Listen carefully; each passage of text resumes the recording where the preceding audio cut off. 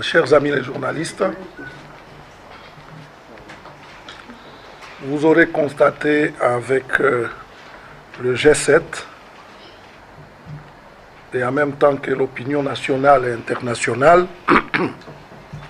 la clôture du dialogue organisé à la Cité de l'Union africaine sous la supervision de M. Edom Kodjo, désigné par l'Union africaine comme facilitateur et qui a abouti visiblement à un compromis politique bâclé qui est loin d'apporter la moindre solution fiable à la crise institutionnelle artificielle créée par la majorité.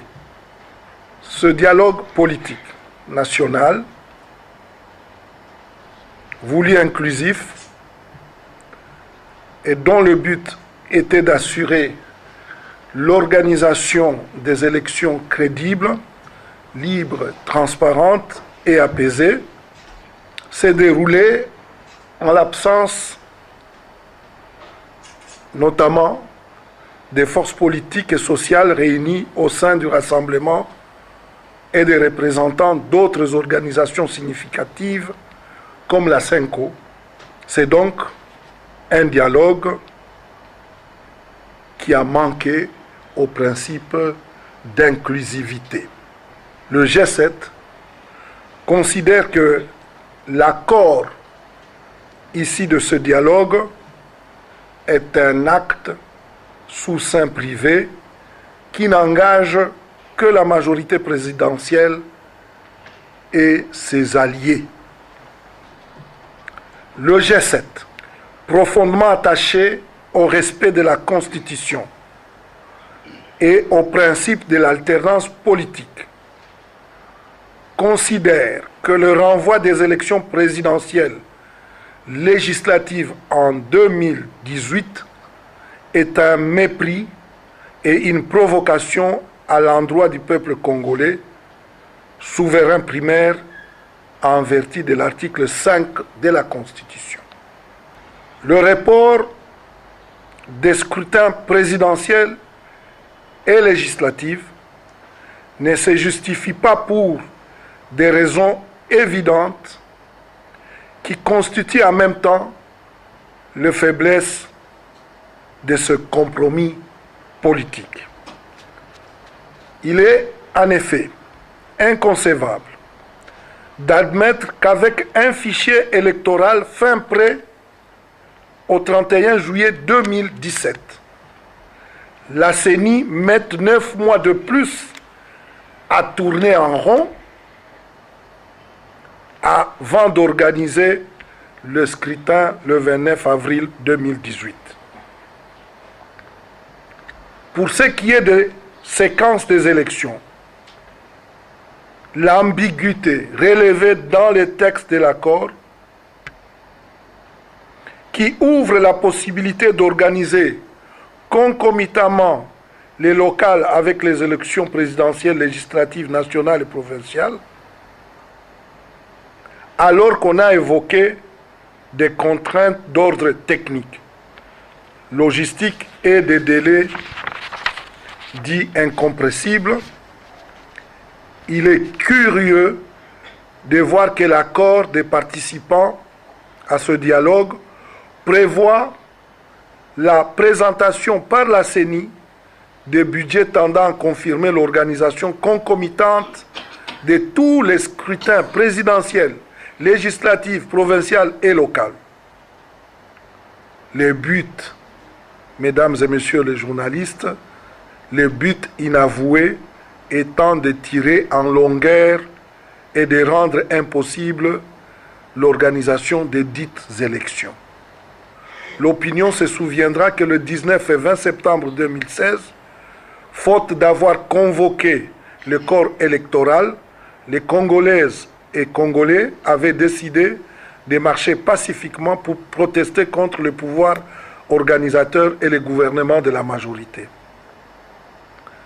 les souvenirs douloureux des morts et blessés graves, victimes de la répression sauvage des forces de l'ordre à la solde du pouvoir, n'ont daigné convaincre le participant du dialogue de la cité de l'Union africaine de tenir compte des dispositions pertinentes de la Constitution quant au délai impératif de 120 jours au maximum pour la convocation du corps électoral par la CENI en cas de report.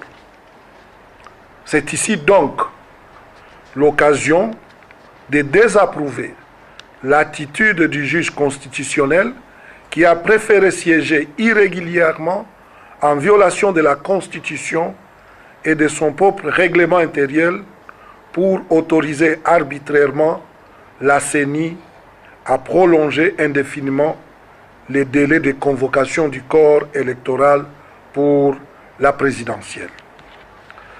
En ce qui concerne la gestion du pays, pour la période dite intérimaire, il n'appartient pas à un groupe d'individus réunis dans un forum non inclusif de décider des missions et attributions des différentes institutions, d'autant plus que celles-ci sont prévues et étayées par la Constitution.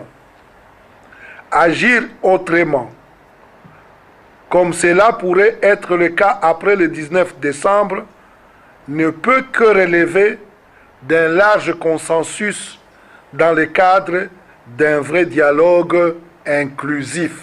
Pour assurer la crédibilité, la transparence des élections, nous restons convaincus que tous les acteurs gestionnaires de la période spéciale ne seront pas éligibles au scrutin présidentiel et législatif.